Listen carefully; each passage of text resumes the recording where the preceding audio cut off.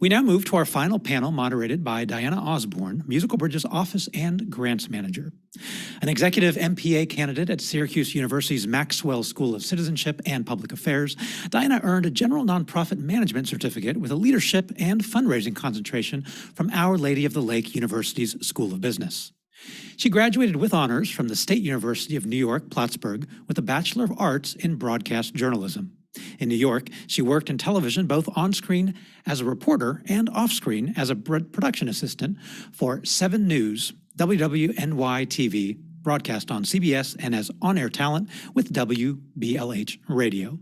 In 2012, Diana moved to San Antonio and fell in love with our mission and has been with Musical Bridges ever since. With over 15 years of experience as a pianist, Diana has dedicated many hours in churches across the nation, including U.S. Air Force Joint Base San Antonio and Fort Drum Chapel Next. In her free time, she volunteers as a grant panelist of community arts partnerships in Ithaca, New York, and is a single mother of a 4-year-old daughter, Zoe, who she refers to as her little sidekick. Over to you, Diana. Thank you so much, Suhail. I am so happy to be here today. We all know that moms are superwomen, from raising children to maintaining a household and pursuing their careers in education, not to mention goals and hobbies. Today, we will hear stories and anecdotes from a few incredibly inspirational women.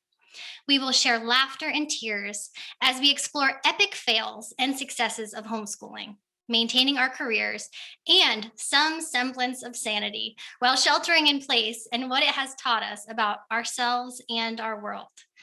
I would like to extend my warmest welcome to all of you, our viewers, who are connecting with us today in this conversation. Personally, I have found that one of the most essential activities I have engaged in over the period of the pandemic has been through connecting virtually with my friends, family, and even colleagues, to feel like I am still part of a community and not alone. And I know that's a big part of Musical Bridges' mission. Today, I invite and encourage you to join in on our conversation through the chat, sharing your questions, challenges, best practices, and how you've coped, adapted, and continued to thrive. I am so excited to explore the unfiltered, honest topics we will cover as part of the conversation today. Although you'll hear how different our panelist stories are, you'll discover just how much each and every one of us have in common. The first panelist I would like to introduce is Nicole Randall. Nicole has more than 10 years of experience in operations, communications, and public affairs. She currently serves as the Senior Vice President of the international humanitarian nonprofit, People to People International. She is working on her MBA at the University of Kansas and lives with her son, Kipper, her fiance, Meryl Eisenhower, and her 2 stepchildren, John Edward and Elizabeth. Nicole, thank you so much for being here today. You know, you've been so successful with your career already at the age of 33, and it has evolved over time from film to broadcasting to communications to operations, and now to your current career with an international nonprofit. As a mother, you have a young son and 2 stepchildren. Where do you find the time in your day to plan your short and long-term career goals, and what does that look like? Thank you for having me, Diana. It's actually such an honor to be working with your organization and to serve as a panelist here today. So to answer your question, I honestly, my short-term career goals are, for the most part, getting through a work day with, you know, the children and everything else you have going on, and then getting them all into bed that night. And then after that, getting some homework done, and then it starts all again the next day. As far as long-term career goals, that comes with a little bit more work, because you're looking at what you want to do. And in this world, you know, it has evolved so much in the last decade with what types of certifications, education, experience that the job market is now looking for. So if you want to be able to be competitive later, you know, 5 years from now, 10 years from now, you have to start planning for that now. And so that's one of the reasons that I'm, you know, in the process of getting an MBA, because I'd like to make the transition from less of a communication side to more of an operations side for nonprofits. And so, that was part of the long-term plan. So it takes some time, but it is there. And I totally understand what you're feeling because I'm doing my master's as well. And I just want to say, I hope you sleep because I know it's nearly impossible. Very little. Yeah. Well, thank you so much for being here today. Our second panelist is Claudia Hucks. She was born and raised in Zimbabwe on a tobacco farm and attended boarding school at the age of 6, or from the age of 6, I'm sorry. Claudia moved to the US in 2000 and currently works in the travel technology industry. She married in 2008 to her husband, who is in the Army, and they have enjoyed 5 duty stations in over 8 years, taking them from Texas to New York to Georgia, Colorado, and currently to Oregon. Together, they have 3 children who are 11, 9, and 4. Claudia, I am so happy you're with us today in this conversation. Thank you for being here. Claudia, I wonder, Diana. You're welcome. I wonder how many viewers gasped when they heard that you work in the travel industry right now. I know that must have been incredibly nerve-wracking. Now, I have the advantage of knowing more about you than our viewers because I've known you for years, but I also know that because of that, you've been able to work from home for many years. So I consider you kind of a pro at this, home work life, balance. So what has changed for you from working from home since the pandemic hit? Were you able to continue your job as it was, or what kind of things look different for you in your home office? The house is a lot fuller during the day than it used to be. I think just having that dedicated office space, setting your boundaries with everybody who's at home, because at one stage we had everybody home, including my husband. Making sure that everybody is aware of everybody else's schedules during the day and when to not bother me and when it's okay to bother me. So I think just having that dedicated space and setting the boundaries, sticking to routines, and we've managed, and we all just appreciate each other a little bit more because time is precious, and having this time together is probably worth more than anybody could ever think of. So we do it. Good days and bad days. Absolutely. It's finding the positives in all of these situations, which can seem pretty stressful. And I appreciate that outlook because some people probably might not have the same perspective, but it's wonderful that you do. Our third panelist, Our third panelist is one of Musical Bridge's board members and vice president of Alamo Music Center, Adriana Flores. Adriana was born and raised in San Antonio, Texas, and she graduated from Texas A&M University at College Station with a bachelor's degree in English and obtained her Master of Science in Information Studies from UT Austin. She currently runs Alamo Music Center with her 2 nephews, continuing its history into its 4th generation. She shares her love of music and the arts with her 2 sons, ages 16 and 14, as they learn and explore all forms of arts in San Antonio together. Adriana, thank you so much for joining us. You're welcome. It's fun to be here. I am really excited to hear your perspective, and I shared this with you behind the scenes because you're a mother of teenagers, and I know absolutely nothing about that age group. It is terrifying to me because my daughter is 4, Right. And I feel like that's a long ways away, but I know it's going to sneak up on me, and before you know it, I'm going to have all of these new things to kind of work with. So I'm curious what you've noticed as a mother of sons, kind of in this social media world and how they're connecting with their friends through the pandemic. What kinds of challenges, if anything, have you encountered with that? Well, so challenges and benefits, I would say. So my younger son, who's an 8th grader, really connected well with friends virtually, playing all those virtual Minecraft games. So as long as he was laughing with the friends that he went to school with and he was having fun, then I kind of let computer time increase because I felt like he was being social, right? So that was a really good benefit for him, who's a little shyer than my older son. And my older son, who's 16, I think I keep the door open to my kids' bedrooms. They don't get to close their doors. their screens are facing the doorway. So I make sure that everything is a-okay. It is stressful, but I take us all on walks. I get us outside. I get us to do things together. We always eat breakfast, lunch, and dinner together. So that's what I do to try to make sure that we're connecting to each other and not letting our social just be on computers. So it is challenging, but there are benefits too. It sounds like you have it under control, or at least you're just rolling with it. So I'm looking at a few questions here. Someone has a great question. What sacrifice did you make during the pandemic? Something you learned from it, and will it change the way you do things in a post-pandemic era? So I think we've all made some sacrifices, and I would have to say for me, a lot of that would be, having time for myself, because now that we're all together in the house, maybe we have a little bit less time where we get to step away or just really have that time to ourselves.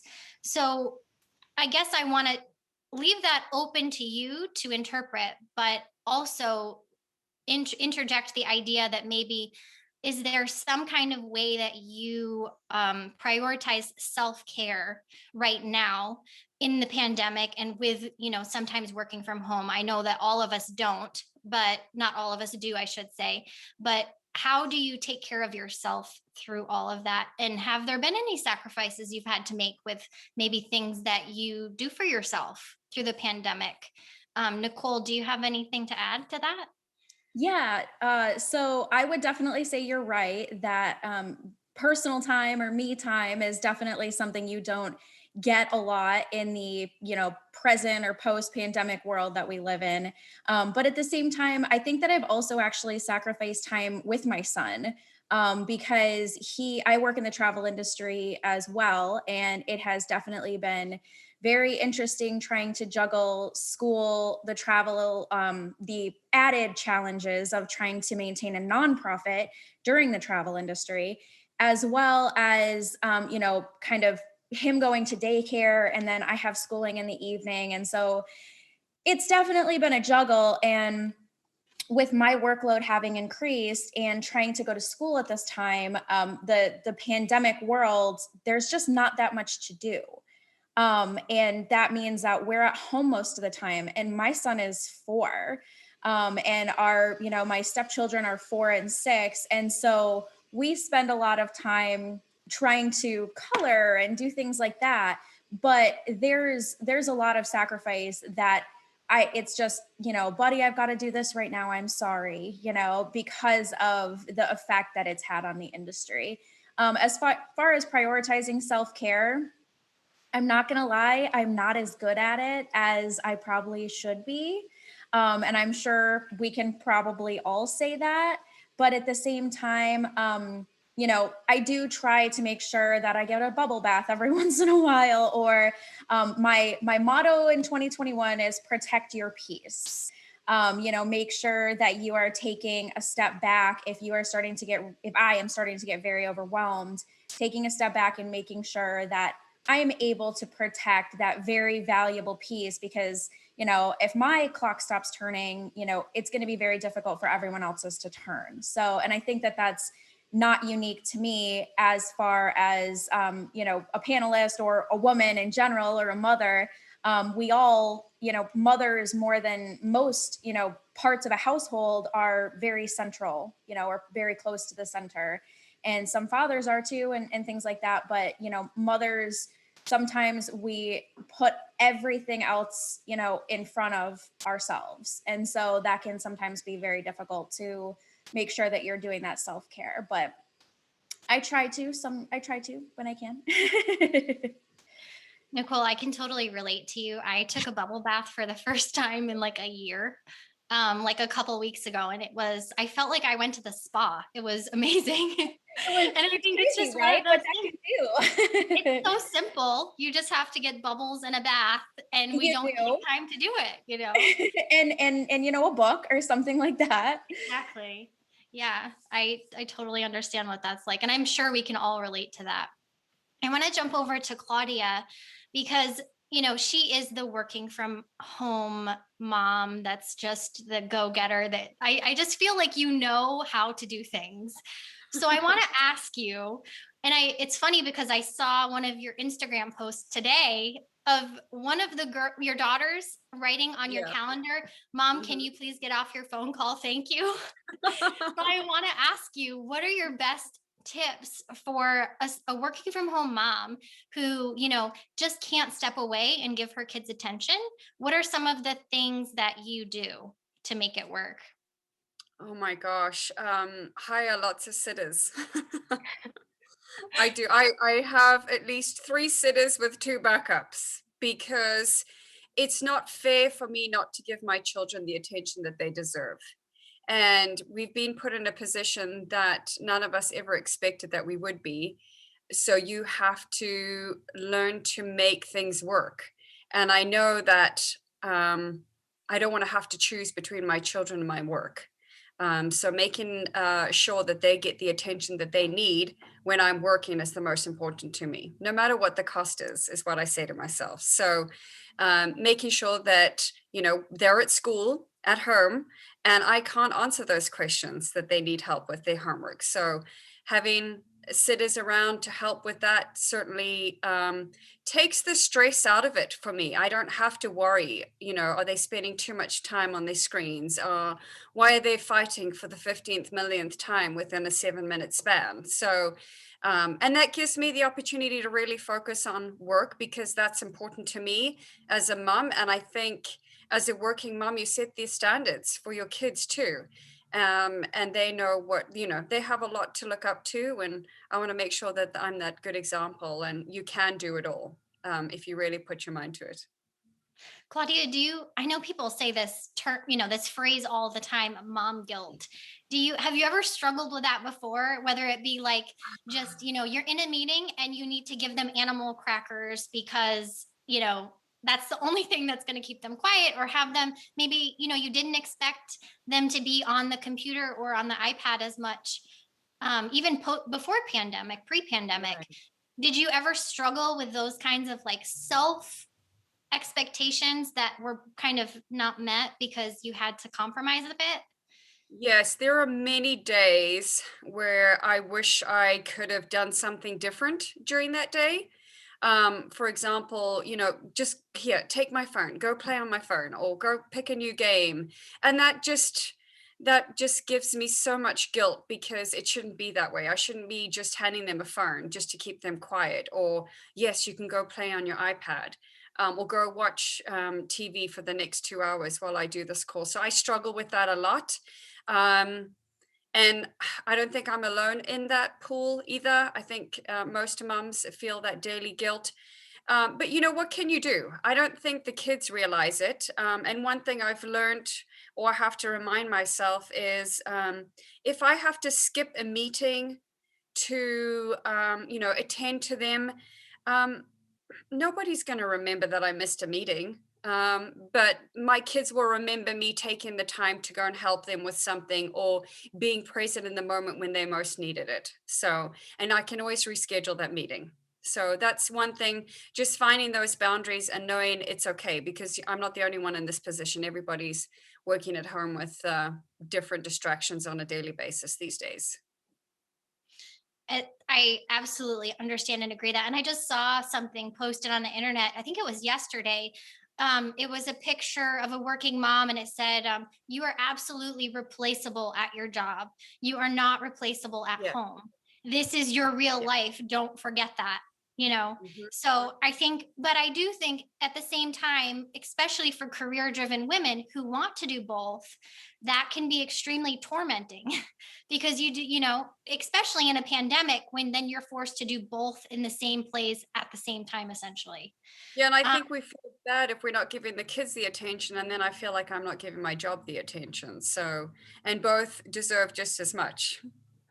and I think moms struggle with that a lot of, just taking too many things on. And then you feel like you can't do any of them as well as you could if you hadn't taken on so many things. It's like we can physically do this, but is it the best thing for us to do all of it? Or could we do it better if we say no to some things, and just kind of make some boundaries?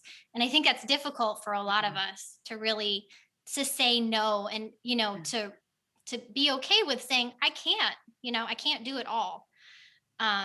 So yeah, it's a tough thing to wrestle with, but I think all of us do struggle with the mom guilt in different ways.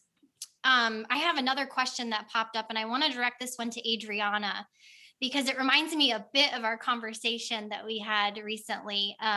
This one says, though your children may have driven you crazy, in retrospect, was there a gain in the time that you would not have otherwise had as a working mom to spend with them?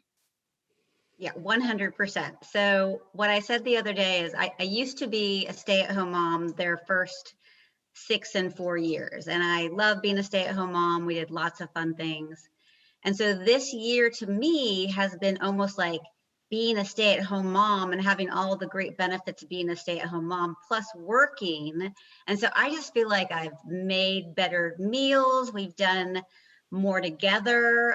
We all redecorated the house together. One son moved from his brother and him shared a room. So we created a space for him in a new room. I feel so blessed. This year has been a blessing, even though it's had so many challenges. I really feel like it's been a blessing. I'm gonna kind of miss this craziness. I really love being at home. I love being in this space. I have a big picture window. I get to look at nature all day long while I work, and my work is not like that. And so I think I'm gonna, since I am my own boss, I think I'm gonna probably work a little bit more from home now and not feel so guilty that I'm not there all the time. And enjoy my home, because this is our home and we don't get to be in it enough. And so I don't know, this is a time for us to make some changes if we want to in our work-life balance. So yeah, I just feel blessed. And Adriana, we talked about it a little bit about how, you really shared that we don't necessarily, for a lot of us, they don't have to go back to the office. Like, a lot of people are just going to continue being virtual because it's worked and it's shown that it's super productive, sometimes to the detriment of the employee, because now we're working at all hours and we just never disconnect. So I think for moms, that can be a little bit even more on the, kind of not taking care of yourself even more, because you're like, oh, wow, I can be even more productive. And look at all these other things I can do with work, or, getting your master's or doing school. So I think it's going to look a little bit different. And I think we, when we talked about that a bit, you shared that, even with your company, some of your employees are able to work remote and it's just working really well. Yeah, so I think moving forward, things might look a little bit different, but I know some people are very excited to also get back in the office. So I think there's a combination of, opinions, and, I think people are just generally ready to move forward. So we'll see what that looks like. But I think for most of us, we do, it's important not to take for granted the flexibility that we have right now, and the idea that you can be on a Zoom call with a nice top and pajama pants, and that's okay, right? Because you can't do that in the office. So yeah, it's definitely interesting. I want to jump to this other question. I think it's so it hits the nail on the head. I think this is a really important question to cover. This one is about gender equity. This says, how do you balance gender equity with fathers of your children? Do they feel guilty, and are they involved in parenting and working from home? Claudia, I want to jump to you because I know that your husband is in the Army, and I know he's, generally very involved as a father, but he does have to, go and travel and do things and be out in the field, or not, be able to be home. So what does the gender equity look like in your household? It depends on the day. It's tough to say because it just depends what's going on, really. I mean, there are times where I have to rely on him more than he's used to. And that can be a little bit tougher for him because he's not used to being that main role, because usually us mums take care of all that stuff. But I know because of his career and what he does, he is not around a lot. And that bothers him because he does feel guilty that he is not here. For example, he has to leave for 3 months at the end of May and doesn't come back until September, and he's going to miss the whole summer with the kids. And as a dad, not being able to be there when your son is starting to play t-ball, I can't even imagine. I mean, I feel bad just when I have to leave and go on a work trip or something, and that's only for 2 nights. I can't even imagine how he does it for 3 months at a time. So when he's home, it's great because I involve him as much as I can, even though he'd probably want to sit on the couch and be left alone. I don't let that happen, by the way.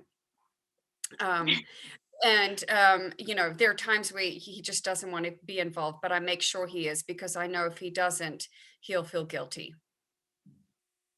Yeah, that's got to be incredibly difficult to be away that much. But yeah, that's a tough one. I think I do think that it's important to have a good balance, when you can, when you're there. And I'm sure it's helpful for the times that he is there and you appreciate, having someone there to, help give you a little bit of, sanity, when you're so busy with work and home and everything. And I think he's realized how much we do now that he has been home more and had to work from home, how much is involved in running a household by yourself. So he's learned to appreciate it more and step in more, which that's a good thing that's come out of this. Absolutely. This brings me to another subtopic. I think it's one that might not be talked about too often, and that would be like the divorced mom or the single mom, and kind of their take on that, because I know a lot of times they never get a break, or it might be, weeks, months before they get a break. Nicole, I want to get your thoughts on this. How did you kind of keep going? Because I know you've been through this in the past. How do you do all of that on your own? So I have help, and I have sanity, and I mean, it's not exclusive to me, of course, and everybody has their own beliefs, but I have, I have faith, and that helps with some of my sanity. But honestly, it's just day to day, trying to navigate the pandemic while getting divorced was definitely interesting. I'm sure I'm not the only one. I hear that the divorce rate actually went up significantly during the pandemic because we're all stuck at home with each other. But when you're, as a couple of people have pointed out on social media and various other places, when you're looking at what's best for your child, that as a mom, more than probably any other type of person on planet Earth, as a mom, you put just about everything behind the well-being of your child.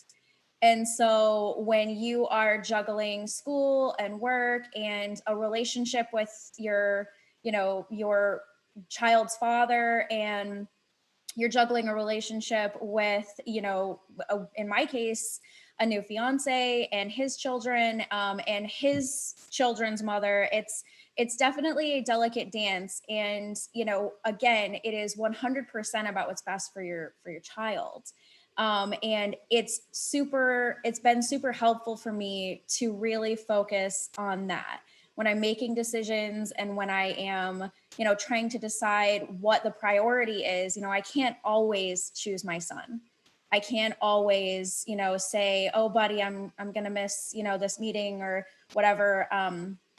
I gave up one of my only nights that I have with him last week because I had to fly to Las Vegas for business development meetings. And that was one of the days I was supposed to have him. And if I already have him half the time, it's very difficult when I have to give up those days. And so, unfortunately though, it's a do what you have to do sometimes mentality. But when I am with my son, I am present. I am here. I do what I can to make sure that he knows that I am coloring with him or playing with his dinosaurs or Hulk or whatever it is he wants to play with. Again, he's 4. But I do everything I can to make sure he knows that he is everything to me. I tell him he's my best friend, and I probably overtell him that I love him. He's probably sick of me, but he is never going to come out of this pandemic or out of this divorce questioning whether I love him or not. Because even though there are times I can't choose him, he will always know that I would have wanted to. Absolutely. I'm sure he knows and feels your love, Nicole, because you're an amazing mom. And I know that because I know you, but you can just tell from your words that, you do really put him as a priority. And I think that's, really important for the time that we do get with our kids as working mothers, that we're really present and that we're, off our phones and kind of like just engage with them in whatever they enjoy to do. Exactly. Whether that's 5 minutes a day or an hour, we just give what we can. And I think that's the most important thing. And it does look different for every single person. So, yeah. It does, for sure. Adriana, you are a single mother as well. Mm-hmm. So I want to kind of go to you and get your perspective on what kind of ways you demonstrate to your sons, that you can do this on your own, that you've got it. And, that you don't necessarily need to get married again to be able to function, that you're a strong woman on your own. So for me, I function really well when I have a routine, and my boys know what the routine is. I have a morning routine and an evening routine, and my morning routine is exercising and doing yoga in my bedroom. And they know that when I'm doing that, it's probably best to leave me alone. They know at night I read a book, meditate, journal, and those are my spaces that I need to protect myself and keep myself going. And I like that they see that, because I think those are really good things to have throughout your life, to have routines in chaotic times, especially, that help you and boost you up. And so I think they see me doing that, and they see me doing self-care. I think I also have a space in my home right now where I'm working. And when work is over, I turn off the light and I change into a different room, and I put on some candles and I make the lighting nice and cozy, and we can share some time together in the evenings. I do ask for help. I do say to them, hey guys, this is our house. These are our things. Let's clean up together. When their clothes are on the floor, I say to them, don't ever expect anybody to pick up your clothes. Those are your clothes. You need to be responsible for your whole life. That those are your clothes. So don't get married and expect your partner to pick up your clothes for you. I want them to be good husbands who understand that marriage is a partnership. I do have 2 wonderful parents, that they're grandparents, and so they see a very loving relationship. If I had that right now to show them, if I had someone in my life that I wanted to give them an example, I wish I did. But they do have that with their aunts and uncles and their grandparents, and so they do see loving relationships that work well together. But it is teamwork. When they're in the 14 and 16, they can do a lot, and I expect them to. I give them allowance, but it has nothing to do with chores. It has just about learning money management, and all the chores they do, that's just part of being a family. And that's what we do together. We help each other out, and we have each other's backs. And I think those are good lessons. And I hope they take them. I hope they take those lessons with them into their relationships and their partnerships when they choose a partner when they're older. It sounds like, it's so good that you have your family support, because I know family and friends, some people have family, like I know Claudia, you're always moving, so your friends kind of become your family, but just really having a good support system is so important, because especially as, single, there's a lot of single parents or just parents in general that don't have or just haven't tapped into support resources, whether it be your adorable next door neighbor. Like, for instance, Claudia said that her next door neighbors are so sweet. During the COVID pandemic, they made a fence gate in between the 2 yards with a little bell so that her kids can go over and play in the yard anytime they want. I mean, that is family, right? Our community is our family. And we need to tap into that as mothers and reach out to others and, just help each other out. I mean, I know it's become a little bit difficult because of the pandemic of, how much can we, pre-pandemic, I would bake banana bread and give it to my neighbor or something like that. So you can't really do those things right now, but just finding the little ways that you can help. And something as simple as, oh my goodness, my kids can go play in someone else's yard that I can trust for 5 minutes. It feels like a vacation sometimes as a mother, So it's just really appreciating the little things that are so important to keep a positive perspective when being a parent in a pandemic. It's just hard to be a human in general right now, let's be honest. And as a parent, it just adds a whole nother level because we're trying to teach another human how to function. So that's hard work. So I think it's, important to just keep that positive perspective. I want to go to another question, which is about education and homeschooling. And I'm going to direct this one to Claudia, because I know you have 11, 9, and 4, and your 4-year-old is a little boy and he goes to daycare, right? Yeah. But you have your 9 and 11-year-olds who were doing homeschool, and you said they're only going to school like twice a week right now. Correct. So the question is, what has education looked like for your children? Have you taken on an additional role of a classroom teacher beyond being the everyday mom teacher to your children? And have you gained a different perspective on education if your child has been home? Oh my gosh, that is such a great question, because I have a newfound respect for educators, number one, for all that they do for our children on a daily basis. I'm just can't thank them enough.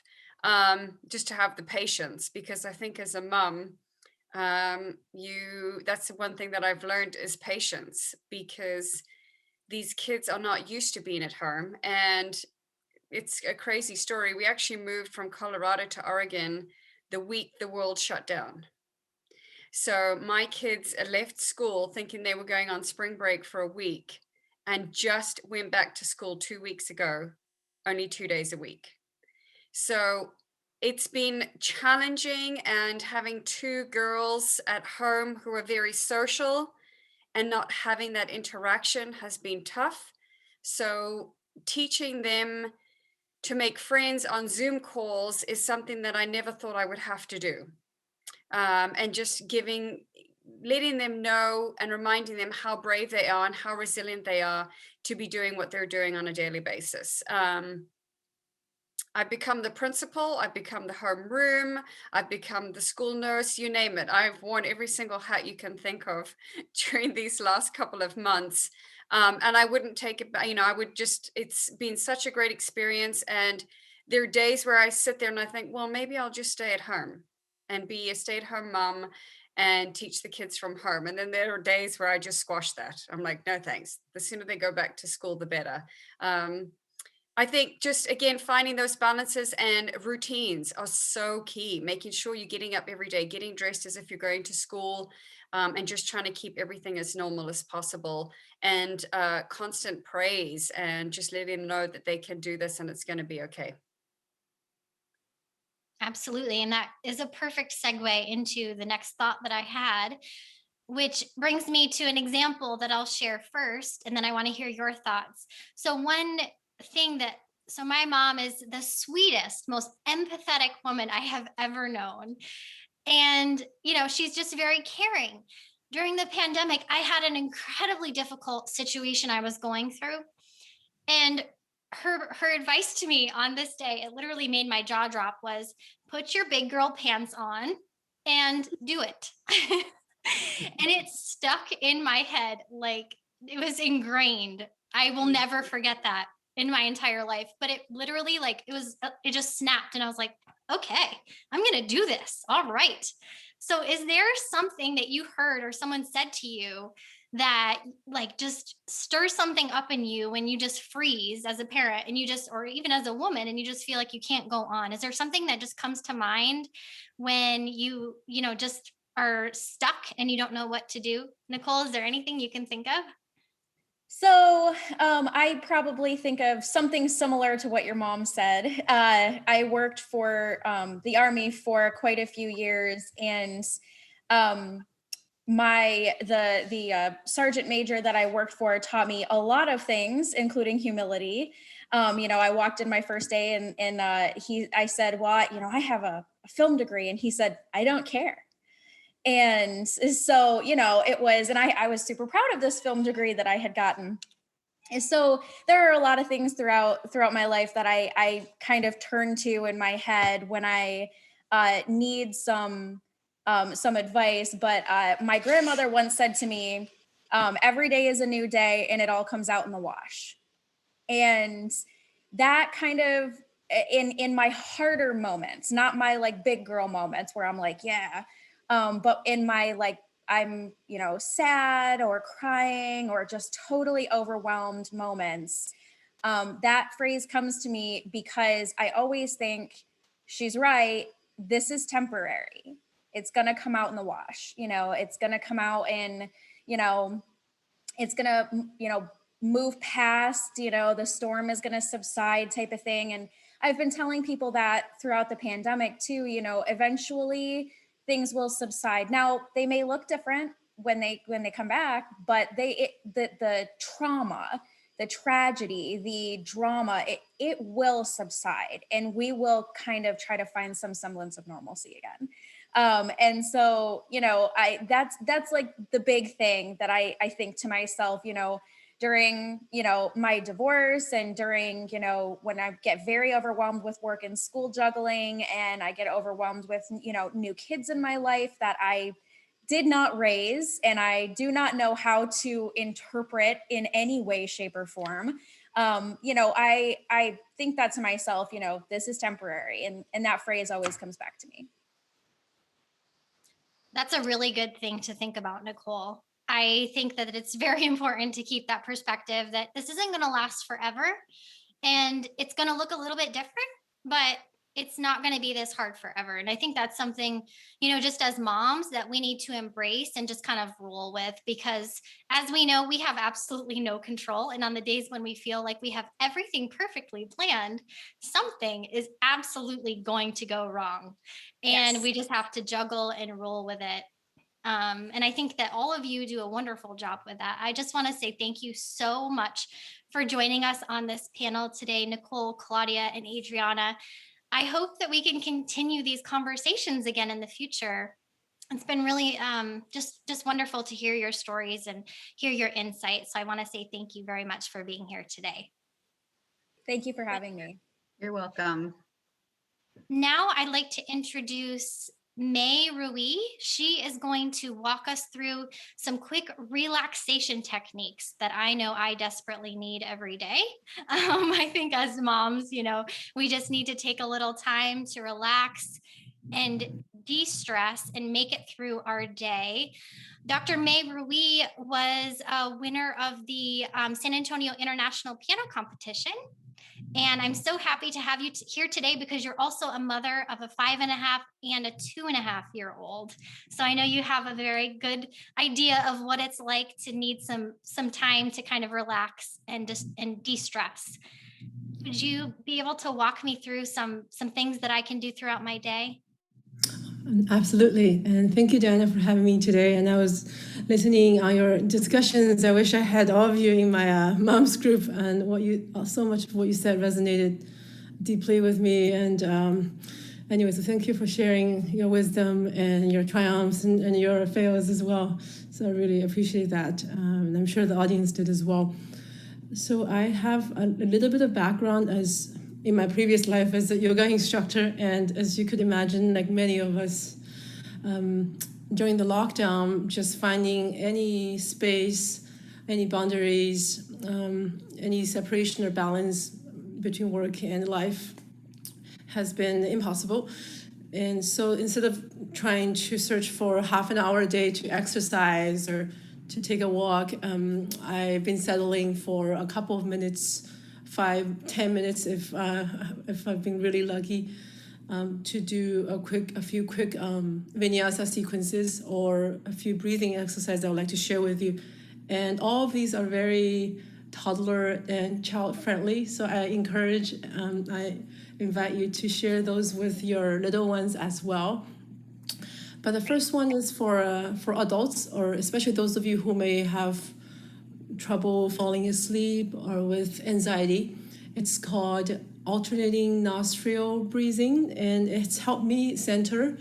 It's helped me ground myself when I feel my mind is racing. So what we do is you start by closing your eyes and take a deep inhale. Feel your lungs. Now take your right hand and curl your middle 3 fingers and tuck them in. So your pinky and your thumb are sticking out. Let's take one more deep inhale together and hold your breath and plug your right nostril with your thumb and deeply exhale through your left nostril. Take one more deep inhale through the left nostril. Fill in, feel the air nourish your lungs, and plug your left nostril with your right pinky. And now release your right thumb and exhale through your right nostril. Let's do one more round together. Inhale through your right nostril. Hold for 1 second. And exhale. Now plug and you release the opposite finger, the opposite nostril. So this may help instead of counting sheep at night if you have trouble stabilizing your mind, just calming down. We could try that while lying in bed. Another thing that's helped me a lot and is called just belly breathing. So you could place one hand at your heart center and the other hand on your belly, the full part of your belly, and just thanking your belly, appreciating it for all that it's done for you. Bring your babies into this world. And then let your lungs, let your belly balloon open. Deep inhale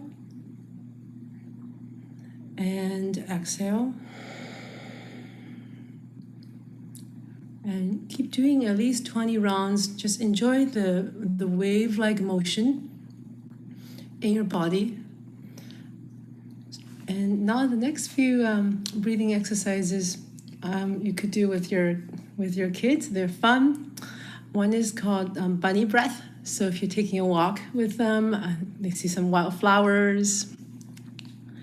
You take 3 quick inhales. Hold. And long exhale,